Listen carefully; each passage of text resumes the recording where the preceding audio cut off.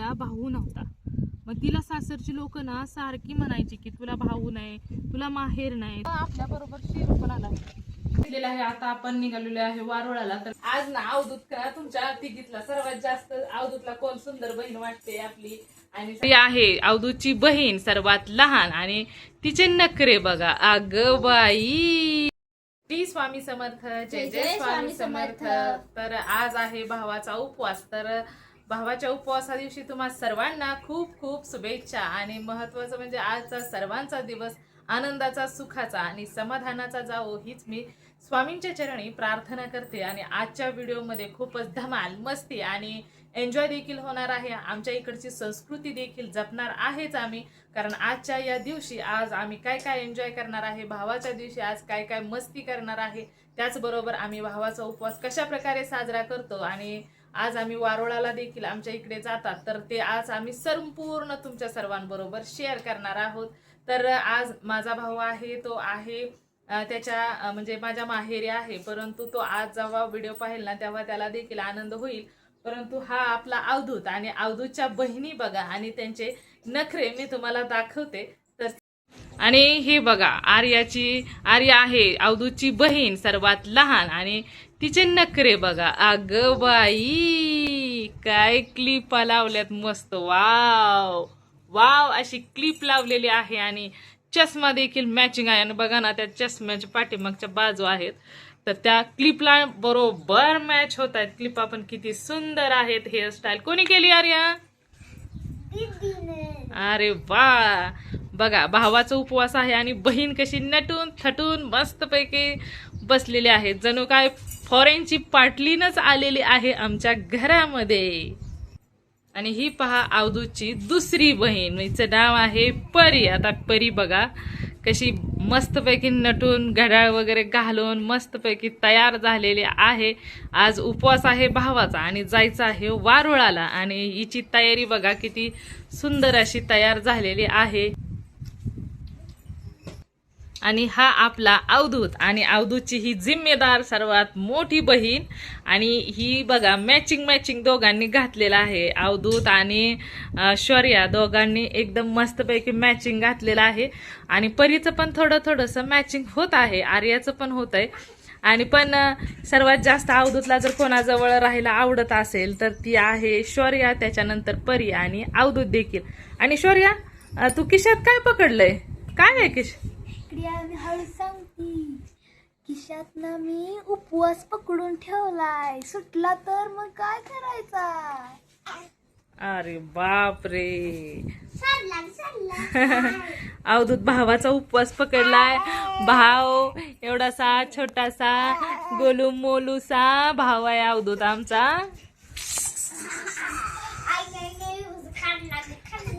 खाल्ला का? या मॅडमने बघा चष्मा कसा बदलला. ओ काय, कसला चष्मा घातलाय परी? कोणता चष्मा घातलाय? पण छान दिसतोय. होय, नाही तिचा पण छान आहे, तुझा पण छान आहे, असं नाही बोलायचं. नाही तसं. आज अवधूतला खूपच आनंद झाला. अवधूत डान्स करतोय.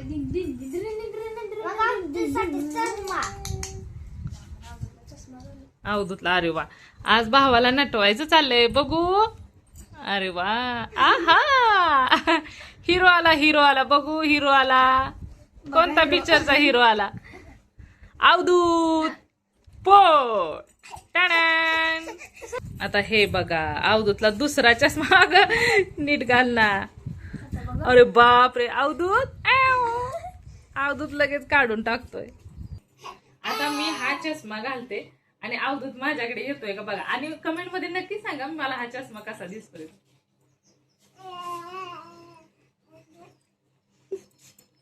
ओ ओ ओ नो चलो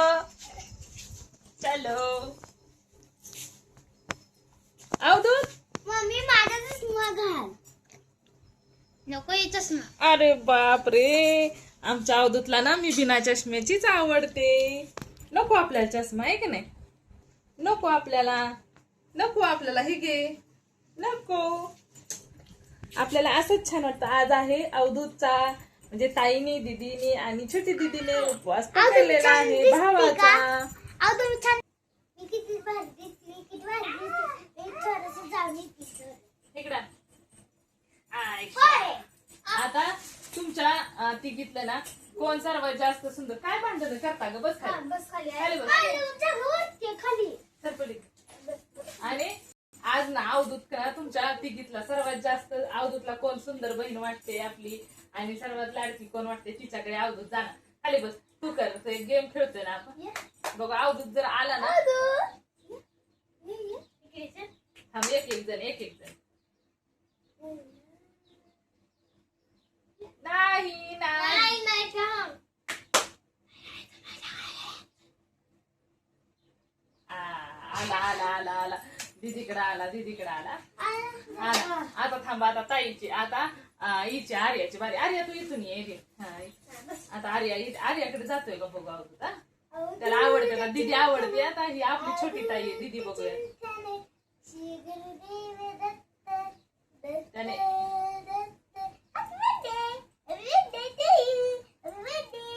आला तिच्याकडे पण आला. अरे वा आला तिच्याकडे पण आला. म्हणजे त्याला आर्या दीदी पण आपली आवडते. चष्मा घेतला. आता परिताई तू ये. तिचा चष्मा घे. बघा आज भावाच्या उपवास दिवशी किती छान गेम खेळलो आपण. घेतला तुझा चष्मा. आता अरे खाली बस. आता ना ही ताई राहिलेली आहे. आता ताईकडे जातोय का बघूया आपण. ताईकडे जातोय का? गेम किती छान आहे बघा. अरे वा किती छान. आपल्या अवधूतला ना तिघीही त्याच्या बहिणी आवडतायत. छान. म्हणजे किती छान एक कुटुंब आहे. किती छान आहे बघा ना. एवढंसा अवधूत आहे आपला छोटासा तरी पण त्याला 3 बहिणी असून त्याला तिन्ही बहिणी आवडतात. त्याला कोणत्याही प्रकारे असं नाही की हीच आवडते किंवा हीच आवडते किंवा हीच आवडते. तिन्ही बहिणी त्याला आवडत आहेत. अरे वा किती छान झालेला आहे. आज खूप चांगला दिवस आहे पण पोटाला भूक लागलेली आहे. आता पोटाचे काय करायचे? मला पण भूक लागली आहे. हो ना खूप लागलेली आहे. काय म्हटलीस? आर्यालाही वाटतं भूक लागलेली आहे. भूक तर सर्वांनाच लागलेली आहे. माझा उपवास आहे. सर्वांचाच आज उपवास आहे. कारण माझाही भाऊ आहे. सर्वांचाच उपवास असल्यामुळे मलाही भूक लागलेली आहे. तर आता तुम्ही सर्वांनी मला मदत करायची आहे खिचडी बनवण्यासाठी. करणार ना मदत सर्वजण खिचडी बनवण्यासाठी? हो नक्कीच. मी चिरते बटाटा आणि मी मिरची चिरते. तर चला सर्वजण मिळून बनवूया खिचडी. चला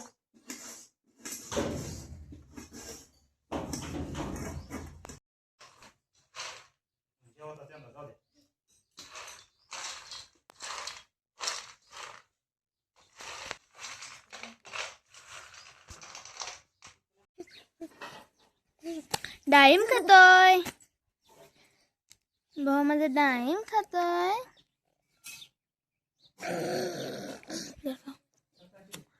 खा. असं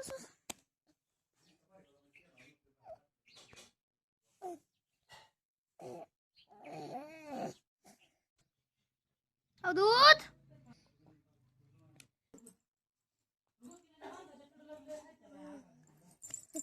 तर आता आपली ईश्वर्याने बटाटा चिरून दिलेला आहे. परीने देखील मदत केलेली आहे. आर्याने केलेली आहे आणि सर्वांच्या याने आता माझी खिचडी तयार झालेली आहे. आपलं सर्व काही तयारी झालेली आहे.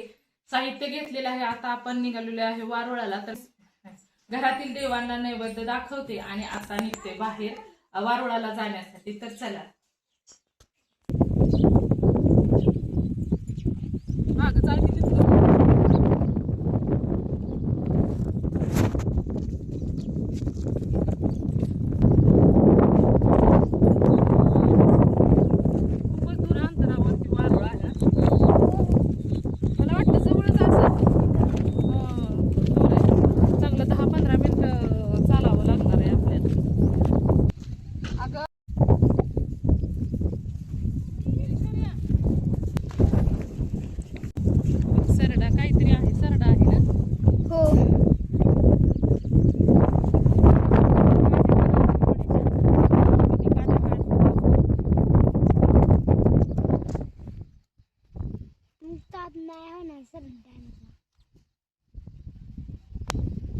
पूल. चला आता बघा किती सुंदर वारुळ आहे. याच्यावरती बघा एवढं, आणि तिला जायचं होतं तिथं, तर तिथं काय एवढं बरोबर नव्हतं वारुळ. हे किती सुंदर आहे. आता तर याची आपण पूजा करूया. तर याच्यासाठी आपल्याला घ्यायचे 5-5 दगड प्रत्येकाला.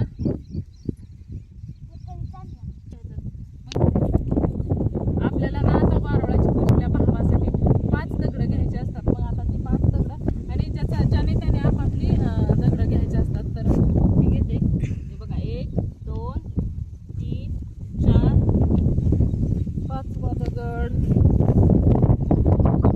हे बघा 5 दगड घ्यायचे. लहान मोठे असले तरी काही हरकत नसते. 5 दगड घ्यायचे आपल्याला. तर अशा प्रकारे 5 दगड आपल्याला मांडायचे आहेत. तू जरा जवळ आले तर असे 5 दगड चप्पल काढला. अशा प्रकारे 5 दगड मांडायचे. त्याच्यावरती असं पाणी ओतायचं. इथं वारुळावरती देखील पाणी थोडस थोडस शिंपडायचं. तर हे धरा, तुम्ही दोघी पण तसं करा. लाईनीनं मांड. इथं मांड, इथं मांड ताई. असू दे मांड, असू ती नाही काय करत. 5 मांडायचे. 5 बोटाचे 5 इकडे आण. त्यातली आता इथं मांड अरे त्यातले 5 माझी पण आहेत. इकडे. हा तुला देते मांडून मी. 1 2 3 4 5. आता तुझी. तू आता अशा प्रकारे पाणी ओत त्याच्यावरती. ओत पाणी याच्यावरती असं थोडं थोडं ओतायचं. इथून असं ओतत जायचं. थांब थांब सोड. हा झालं ना. असं ओतून इकडं जायचं. तुझं ओतलं ना परी. आता काय करायचं आहे आपल्याला, सर्वात प्रथम याची पूजा करायची आहे. तर पूजाला आता हे उडून जाईल आपलं वारा आहे ना भरपूर. 2 काट्या घे.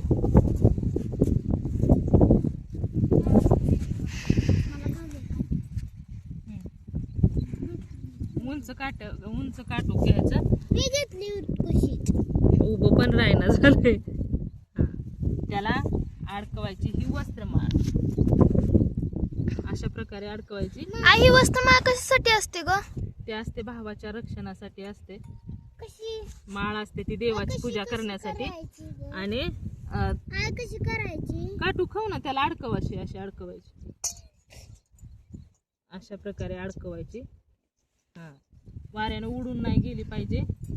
तर अजून शौर्याची पूजा राहिलेली आहे. दर हातामध्ये आणि उडून गेली तर जाऊ दे. आता त्याला असं म्हटलं जातं की एका बहिणीला भाऊ नव्हता. मग तिला सासरची लोक ना सारखी म्हणायची की तुला भाऊ नाही, तुला माहेर नाही, तू ना माहेरी जाऊ शकत नाही. लावा हळदी कुंकू. तर ना ती ना अशी खूप रडायची, खूप दुःखी असायची. तिला खूप वाईट वाटायचं की आपल्याला माहेरी कोणीच नाही. कारण आई वडिलांच्या नंतर ना खरंच कोणी नसतं. तर त्यावेळेस ना ती अशी खूप रडायची आणि रडता रडता मग तिला एके दिवशी सहन झालं नाही की आपल्याला भाऊ नाही, काही नाही. म्हणून ती रडली, खूप रडली. आणि जेव्हा तिच्या घरच्यांनी सर्व बायका जायला लागल्या, आपल्या माहेरी जायच्या, कुठे जायच्या, मग हिला कधीच कुठं जाता येत नव्हतं. तर त्यावेळेस ना तिला एवढं दुःख झालं, तिला खूप दुःख झालं. आणि एके दिवशी तिनं ठरवलं की आता आपल्याला जगायचंच नाही. या आपल्याला आधारच कोणाचा नाही. आपल्याला ना भाऊ आहे ना माहेर आहे. तर त्यावेळेस ना तिला खूप दुःख झालं. त्यावेळेस तिनं ठरवलं की आता जीवन सोडून द्यायचं. आणि त्याच्या जसं ठरवलं होतं ना त्याच पद्धतीने इकडे सगळ्याला दाखव बरं का बाई. आणि नेमकं त्याच पद्धतीने तिनं म्हटली की आता आपल्याला मरायचं आहे. परंतु मरायचं कसं हा तिच्या मनामध्ये विचार आला. आणि ती होती ना तर ती गेली. आणि तिला सोपा उपाय वाटला की आपण आता ती जशी रागाच्या भरात गेलेली होती घरातून, तर तिथं गेल्यानंतर जात असताना तिला एक खूप मोठं वारुळ दिसलं. आणि तिनं आता ठरवलं की म्हटली या एवढं मोठं वारुळ आहे, मग त्या वारुळामध्ये साप तर नक्कीच असणार आणि खूप मोठा देखील असणार. तर त्यावेळेस ना तिनं आता म्हटली की मरायचं असेल ना तर आता आपल्याला एकच उपाय करावा लागेल. आणि तो म्हणजे आता या वारुळामध्ये साप आहे, या वारुळातच हात घालायचा आणि जीव सोडून द्यायचा, असा तिनं विचार केला. आणि विचार केल्यानंतर तसंच ठरलं की तिनं ती वारुळाजवळ गेली. खूप रडली. तिच्या मनात होतं नव्हतं एवढं तिनं दुःख मांडलं की मला भाऊ नाही, मला माहेर नाही, मला कुठे जाता येत नाही, मी काय करू, मला जगून काय फायदा नाही. मला ना माझी सासू सारखं टोमणं देते की तुला ना माहेर आहे ना तुला काय आहे, तू ना माहेरी जाऊ शकत नाही, तू कुठेच जाऊ शकत नाही, तुला कोणाचीच गरज नाही आणि तुला कोणी नाही. आणि तू आमच्या घरात सुद्धा मध्ये राहू नकोस असं सांगितलं. तुम्ही देखील थोडं थोडं पाणी दूध ओता, लह्या टाका त्याच्यात थोडंसंच होतं. आणि तसं सांगितल्यानंतर ना तिला ना म्हणजे मरावंच वाटलं. परंतु त्या वारुळामध्ये खूप खरोखरच खूप मोठा नाग होता आणि तो नाग ना आत बसून सर्व काही ऐकत होता. सर्व ऐकत होता, तिचं रडणं, तिच्या आयुष्याची कथा, तिला कोणीच नाही, तिला काय आहे ते सर्व त्याने ऐकलं. त्याला देखील आतून खूप दुःख झालं की काय हिच्या जीवनात अर्थ आहे. हिला जन्मल्यापासूनच त्रास होतोय ना, तिला भाऊ आहे ना माहेर आहे. बाकीच्या बायका माहेरी जातात, आनंद घेतात, मुलांना तिथं माहेरची लोक खूप काय काय करतात. तर असं तिला वाटलं की म्हणजे त्याला देखील वाटलं की, आणि जेव्हा तिला सर्व काही दुःख झालं होतं ना, तर तेव्हा तिचं सर्व दुःख अगोदर तिला वाटलं की असंच मरण्यापेक्षा आपलं दुःख एकदाशी मोकळं मन करावं आणि मरावं. आणि नेमकं त्याच पद्धतीने तसा विचार तिनं केला आणि मरायचं ठरल्यानंतर तिला सोपा उपाय वाटला. तिनं रडून रडून सर्व सांगितलं, मुलं बाळ आहेत त्याचा विचार केला. म्हटली की माझी मुलं आहेत, परंतु म्हटली मी जगून काय करू, मला सारखं टोमणं भेटतं. आणि त्याच पद्धतीने जसा तिनं विचार केला ना तसं रडली, मन मोकळं केलं आणि आता म्हटली की मरायचं आणि याच वारुळात हात घालायचा आणि मरायचं. आणि जसं तिनं ते वारुळाच्या समोर गेली, हात जोडलं आणि म्हटली की मी आता मला जगायची इच्छा नाही, माझ्या आयुष्यात काहीच अर्थ नाही, कारण मला मोठा आधार जो भावाचा असतो ना तोच मला आधार नाही. म्हणून तिनं काय केलं की मोठा असा त्याचा वारुळामध्ये पूर्ण हात घातला आणि म्हणाली की देवा माझं मरण स्वीकार कर आणि मला तुझ्या दारात येऊ दे.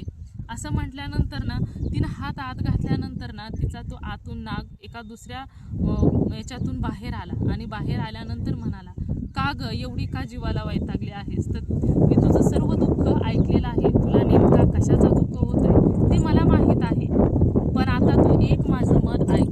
तुला भाऊ नाही पण त्याचं दुःख मानून घेऊ नकोस, मी तुझा भाऊ होईल, जे काही तुला पाहिजे ना ते मी तुला करेन. तू आत्ता असं कर, ही एवढा सण होऊ दे, आता तू घरी जा. घरी गेल्यानंतर तू फक्त घरच्यांना सांग की मला माझ्या माहेरी जायचं आहे आणि मी माहेरी जाणार आहे. आणि त्या जसं तिनं सांगितलं, जसं त्या नागोबाने सांगितलं नागाने, त्याच पद्धतीने तिला देखील खरं वाटलं की त्याने तिला सांगितलं की आजपासून ना मी तुझा भाऊ आहे, तू अजिबात सुद्धा घाबरू नकोस. आणि जसं त्यानं सांगितलं ना तसं तिनं घरी आल्यानंतर तिला देखील आनंद झाला की एवढा आनंद झाला की आपल्याला कसा का होईना पण भाव आहे, नाग आहे. नागाचा म्हणजे तिनं त्या नागाला भावाच्या रूपात स्वीकार केलं मनापासून अगदी. आणि म्हटलं की आता तिनं घरी आल्यानंतर मुलांना सांगितलं की तुम्हाला मामा आहे आणि आता तुम्हाला ना मी माहेरी सुद्धा घेऊन जाणार. अशा प्रकारे जेव्हा तिनं सांगितलं ना त्यावेळेस मुलांना देखील खूप आनंद झाला. आणि मुलांना एवढा आनंद झाला की आता आपण देखील मामाच्या गावाला जाणार आणि मामाच्या गावाला जाणार या आनंदाने मुलं देखील भारावून गेली. आणि जसं सण आला नागपंचमीचा, दुसऱ्या दिवशीचा असतो, तर दुसऱ्या दिवशी तिनं सण वगैरे पोळ्याचा केला आणि म्हणाली चला आपण जाऊया मामाच्या गावाला. परंतु जसं भावाने तिला सांगितलं होतं त्याच पद्धतीने तिनं सर्व काही मुलांना वगैरे घेऊन म्हणजे त्या मामाच्या भाच्यांना घेऊन आली आणि वारुळाच्या समोर आली आणि भावाला म्हणाली, अरे भावा मी आली. आणि तसा तो नाग बाहेर आला आणि त्यांना सर्वांना घेऊन त्याच्या आतमध्ये घेऊन गेला. आणि असं म्हटलं जातं की ज्यांना भाऊ नाही ना त्यांचा भाऊ नाग असतो. अशी आमच्या आजीने मला कथा सांगितलेली होती की म्हणून तर तेव्हापासून ना नागपंचमी म्हटलं ना भावाचा उपवास असतो, कोणाला बहीण असो भाव असो किंवा नसो त्यांनी नागासाठी उपवास धरला जातो आणि तोच नागदेवता त्यांचा भाऊ होत असतो. त्याच्यामुळे ना मला भाऊ आहे, मला त्याचं काही नाही, परंतु जी ती होती स्त्री तिच्याविषयी विचार करूनच मला दुःख झालं. त्याच्यामुळे मला रडू आलं की तिच्यावरती काय वेदना तिला सहन कराव्या लागल्या असतील. पण असो, ज्यांना कोणाला भाऊ नसेल ना त्यांनी कधीच दुःख मानू नका. आपला जो पाठीराखा आहे ना तो नेहमी आपल्या पाठीशी राहत असतो भावासारखा अगदी खंबीरपणे. तर अशी माझ्या आजीने मला कथा सांगितलेली होती भावाच्या उपवासाची, तर मी तुमच्या सर्वांबरोबर शेअर केलेली आहे. आणि आपला पूजा देखील झालेली आहे. आता पूजेला अगरबत्ती मी घरूनच आणलेली होती पेटवून, पण अगरबत्ती आता संपूर्ण विझलेली आहे कारण इथं वाऱ्यामध्ये अगरबत्ती संपून जाईल. तर ओवळतो पण आता येईल पण. तर अशा प्रकारची कथा आहे. आहे. भावाचा उपवास ना असाच म्हणजे कोणी पण असं म्हणतात की असं हे होऊ शकतं की असं हे काही श्रद्धा आहे काय काही का असे ना, परंतु भावना खूप महत्त्वाच्या असतात. तो आधार महत्त्वाचा असतो. आणि जशी ती आलेली होती ना त्या मुलांना घेऊन माहेरी, तर त्या पद्धतीने त्या नागोबाने देखील तिच्यासाठी भावाचं रूप धारण केलं, एका पुरुषाचं रूप धारण केलं आणि तिला देखील तिच्या घरात म्हणजे माहेरी घेऊन गेला. आणि तेव्हापासून ना तिचं माहेर घर हे नागाचं घर झालं. आणि तेव्हापासून ना प्रत्येक बहीण भावाचा उपवास पकडते आणि नागोबाच्या वारुळाजवळ येते आणि भावाचा उपवास करून जे काही उपवासाला पदार्थ खाणार असते तर ते दूध वगैरे तर नागोबाला आवडतं नागदेवतेला, म्हणून ते दूध अर्पण केलं जातं, साखर अर्पण केली जाते आणि अशा प्रकारचा उपवास हा साजरा केला जातो. आणि हा उपवास ना एक दिवस पूर्ण भावाचा उपवास संध्याकाळी सुद्धा सोडायचा नसतो. दुसऱ्या दिवशी पुरणपोळीचा स्वयंपाक केला जातो आणि त्या दिवशी हा उपवास सोडला जातो. तर अशा प्रकारची कथा होती जी आजीनं मला सांगितलेली होती. तर शौर्याची राहिलेली होती पूजा करायची, कारण शौर्या होती कॅमेराच्या पाठीमागे, आता कॅमेराच्या पाठीमागे आहे परी. तर अशा प्रकारचं पूजा भावाच्या उपवासासाठी केली जाते. आणि याने असं देखील म्हटलं जातं की या अशी पूजा केली ना की भावाचं दीर्घ आयुष्य वाढतं, भावाला खूप आयुष्य मिळतं. तर भावासाठी असं म्हणजे ज्याला भाऊ आहे त्याच्यासाठी पूजा असते आणि ज्याला भाऊ नाही त्याचा नागदेवता पूजा त्याच्यासाठी केली जाते. परंतु हा उपवास ना नागाचाच उपवास म्हणून पकडला जातो. कोणाचा कसा का असे ना भावासाठी केलेला उपवास हा नागासाठी केलेला उपवास असतो. तर अशा प्रकारची पूजा. आता फुलं काय आम्हाला भेटली नाहीत, आता मी इथं वारुळाची पूजा करते. हिचं झालेलं आहे हे घर, तुझी पूजा कर, पंचपाळ घे. अशा लाया वारुळावरती टाकून वारुळाला देखील म्हणजे मुंग्यांना त्या पद्धतीने एक वेगळ्याच प्रकारचं दान केलं जातं.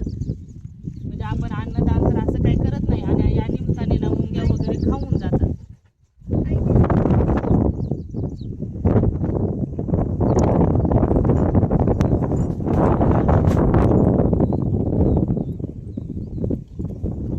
ओम नागदेवताय नमः. ओम नागदेवताय नमः. ओम नागदेवताय नमः. ओम नागदेवताय नमः. ओम नागदेवताय नमः. आणि आता इथून आपल्याला 5 प्रदक्षिणा घालायच्या असतात नागदेवतेला म्हणजे वारुळाला पूर्ण. तर चला ठेव खाली बाळ.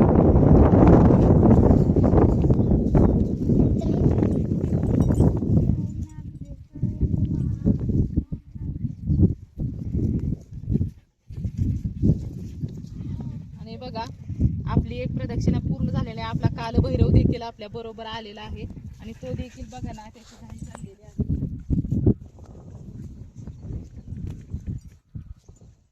बघा साक्षीला कालभैरव आहे.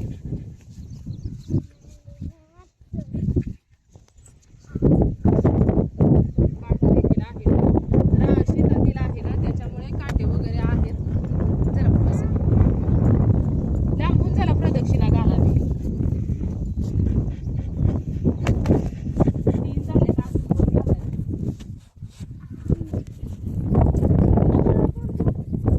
बाबळ आहे बाबळ. त्याच्यामुळेच इथे खूप काटे आहेत.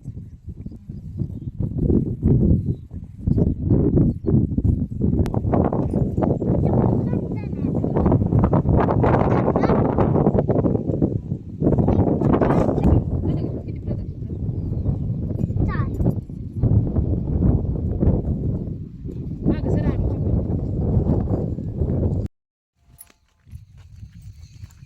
अरे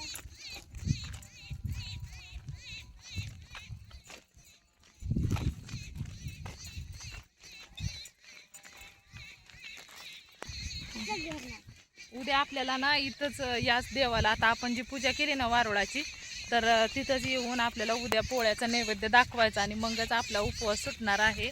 आणि त्याच्यानंतरच आपल्याला घरी जाऊन पुरणपोळीचं जेवण करायचंय. तोपर्यंत जेवण नाही करायचं, स्वयंपाक पूर्ण करायचा आणि आज जी पूजा केली ना तिथंच जाऊन उद्या आपल्याला हे करायचं, नैवेद्य दाखवायचा. आणि उद्याचा देखील व्हिडिओ नक्की बघायचा आहे बरं का.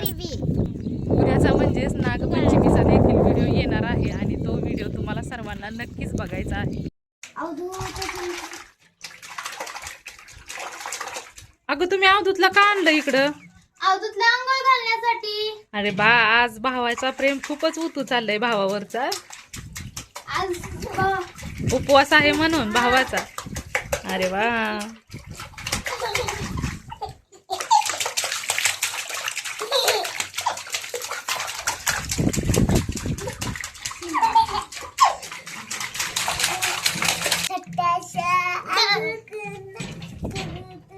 भाऊ माझा छोटासा अंघोळ कर तू छोटा है आमचा भाव अंघोळ कर तू छोटा है आमचा भाव अंघोळ करतो छोटा आहे छोटा भाऊ आमचा छोटा आहे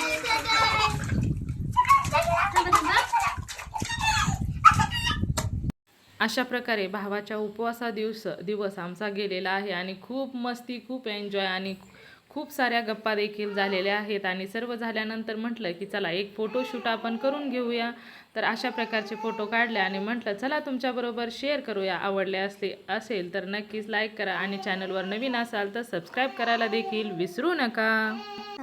श्री स्वामी समर्थ. जय जय स्वामी समर्थ.